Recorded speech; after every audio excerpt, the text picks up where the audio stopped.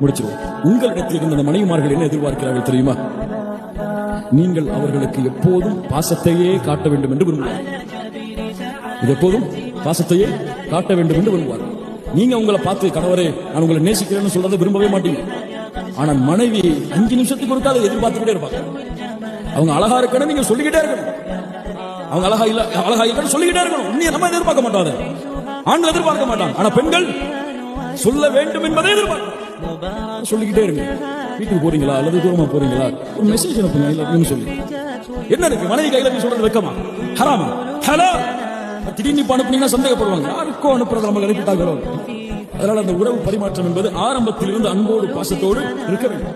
நான் கவனிக்கிறேனா, நல்ல கவனிக்கிறாரா, நான் நல்ல கவனிக்கிறேனா, நல்ல சமைக்கிறேனா நினைச்சுக்கிட்டே இருப்பாங்க. சமையல் பிடிச்சிருக்கா, ஒவ்வொரு தடவையும் சமைக்கும் போது நினைப்பாங்க பிடிச்சிருக்கா. மனைவியின் சமையலை புகழுங்க. அல்லாஹ்வுடைய தூதர் ஒருபோதும் சமைத்ததை போய் சொல்ல மாட்டாங்க. சமைச்சது நல்லா இல்லைனாலும் நல்லா இருக்குன்னு சொல்லுங்க. அவ்வளவுதான்.